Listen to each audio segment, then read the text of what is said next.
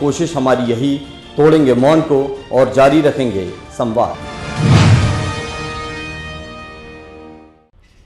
संस्कारधानी जबलपुर का सौभाग्य है कि आज हमारे साथ देश की चर्चित और वरिष्ठ कथाकार, कथा लेखिका ममता कालिया जी हमारे साथ है। एक पूरा जीवन उनने कहानी के लिए दे दिया, एक पूरा जीवन उन्होंने नई पीढ़ी के निर्माण के लिए दे दिया, जो शब्दों के बीच जीती है।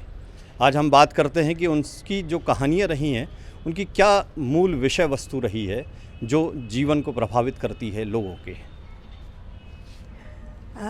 जीवन तो देखिए इतना विविध होता है, उसके अंदर इतनी घटनाएं होती हैं, और मैं ये मानती हूँ कि जो जितने ज़्यादा धक्के खाता है ना, उतना ज़्यादा क्रिएटिव होता है और लिखता है, क्योंकि आपके पास अनुभवों का भंडार हो जाता है। कुछ अपने ऊपर घटित होते हैं और कुछ दूसरों के ऊपर घटित होते देखते हैं। कई बार कोई अखबार की लाइन कहानी दे जाती है, विचार दे जाती है, तो मैं तो कहूँगी कई बार कि पढ़ना बहुत काम आता है इसमें। मेरे जीवन ने तो जो सिखाया वो सिखाया ही है, लेकिन किताबों ने भी बहुत सिखाया है। जो कहानी अब तक आपकी है, सबसे आपको प्रिय कौन सी कहानी लगती है? या अक्सर लोग पूछते हैं, अभी मुझे लगता है वो लिखी जानी है। अभी तक जितनी लिखी है उनमें मुझे लगता है कि बहुत सहज कहानियाँ जो लगी मुझे अपनी, आपकी छोटी लड़की है जी, और बोलने वाली औरत, ये आपको प्रिय लग रही है? ये प्रिय कह लीजिए, हाँ, क्योंकि ये बहुत पढ़ी गई, पसंद की गई, और अभी तक जब ये, हाँ, इस पर टेलीफिल्म भी बनी जी, और रिसर्च बहुत हुआ है मेरी कहानियों पर, तो इन कहानियों पर फोकस बहुत किया गया है। और अक्सर यही होता है, जिस कहानी को सबने चाहा उसको हम भी फिर चाहने लगते हैं, कि हमें लगता है शायद इसमें कोई बात होगी जो सबके मन को छूती है। अच्छा, नई जो लेखिकाएं हैं, हाँ, लिख रही हैं, क्या आपको महसूस होता, क्या कथा वस्तु उनकी बेहतर है या नहीं, वो बहुत बहादुरी से लिख रही है। देखिए, नई पीढ़ी को हम ऐसे खारिज नहीं कर सकते हैं। जो नए नए लिखने वाले आ रहे हैं, वो नए नए प्रयोग भी कर रहे हैं, और वो ऐसे अछूते विषय उठा रहे हैं जो शायद अब से 30 साल पहले तक नहीं उठाए जाते थे। यानी 21वीं सदी के जो बच्चे लिख रहे हैं, अब लड़कियां जो लिख रही हैं, उनमें एक नया साहस है लिखने का। कोई भी विषय उनके लिए वर्जित नहीं है।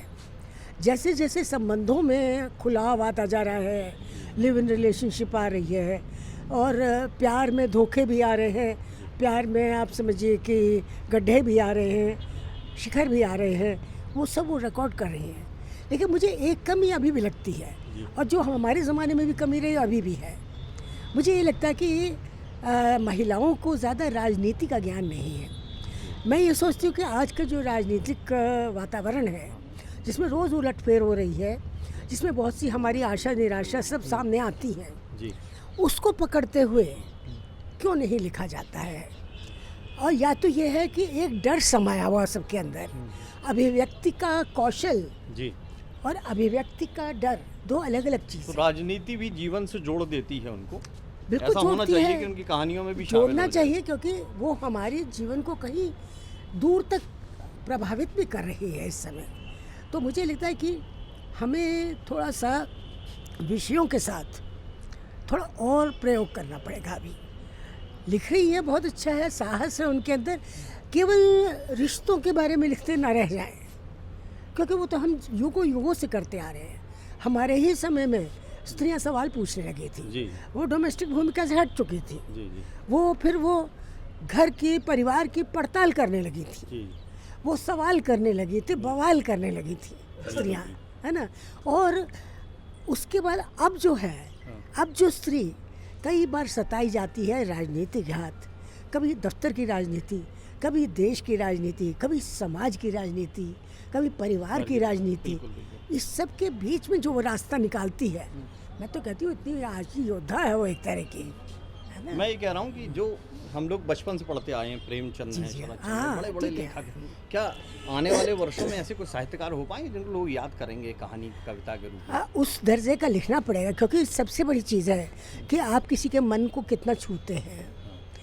शरद चंद्र, रविन्द्रनाथ ठाकुर, प्रेमचंद, इन सब ने हमारे जनमानस को छुआ था, हृदय को छुआ था इन्होंने, दिल दिमाग के ऊपर असर डाला था इन्होंने।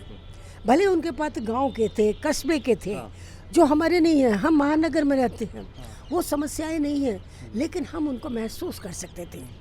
आज के लेखक के लिए ये बड़ी चुनौती है कि उसको ऐसा लिखना पड़ेगा कि वो उस समस्या से सब संबंध रख सके, से रिलेट कर सके, जी जी, वो जुड़ सके उससे। ऐसा नहीं होना चाहिए कि हमने किसी की पीड़ा बताई और केवल उस लड़की की पीड़ा, दिव्या की पीड़ा रह गई। जी अरे वो हर दिव्या की पीड़ा होनी चाहिए, बिल्कुल ठीक ठीक है ना। ये मुझे लगता है। एक आखिरी बात चलते चलते कि नए रचनाकारों के लिए आपका क्या संदेश है, क्या किस तरह के को लेकर हाँ, चलें? मुझे लगता है कि उनको कटुता अपने अंदर थोड़ी कम करनी चाहिए और दृष्टि कहीं ज़्यादा व्यापक करनी चाहिए। पढ़ना चाहिए। किसी भी अच्छे लेखक के लिए पहले ज़रूरी है पढ़ना, जैसे कि किसी भी अच्छे बोलने वाले के लिए ज़रूरी है सुनना। जी, तो ये बहुत ज़रूरी है और मुझे लगता है आज इसी का सबसे ज़्यादा अभाव है कि एक बात और पढ़ते उभर कम के है, आ गई। लिखते ज़्यादा जी, है। आपसे बात करते करते आ गई कि लोग जी। नए जो लोग हैं वो पुरस्कार और सम्मान की तरफ ज़्यादा बढ़ रहे हैं, क्या कहते हैं? नहीं, ऐसा नहीं है। सम्मान और पुरस्कार भी उनकी ओर बढ़ रहे हैं, क्योंकि हालत ये हो गई है, सबको पुरस्कृत किया जा चुका, अब कोई मिल नहीं रहा है उन लोगों को, पुरस्कार देने वालों को। और थोड़ा ये भी है कि पुरस्कार की एक राजनीति है, माफिया है, जी और उस माफिया में पुरस्कार भी चुन चुन के दिए जा रहे हैं रेवड़ियों की तरह से। ठीक है, और कई बार ये होता है किसी भी बड़े अक्षम को पुरस्कार दे देते हैं, उस पुरस्कार के वो ऐसा ठंडा होता है वो कभी लिखता ही नहीं, तो पुरस्कार एक तरह का तिरस्कार बन जाता है। बहुत सार्थक और सफल बातचीत कहें ममता कालिया जी के साथ हमारी। नए लिखने वालों के लिए यही है कि वो जीवन के साथ चलें, अच्छा पढ़ें, अच्छा लिखें, अच्छा गुनें। मैं आराध्या तिवारी प्रियम अपने डायन सपा टीवी में आपका स्वागत करती हूँ। इसमें है कहानी, कविता और राजनीति के रंग। हमारे चैनल को सब्सक्राइब कीजिए। कोशिश हमारी यही तो रहेंगे, हम उनको जारी रखेंगे संवाद।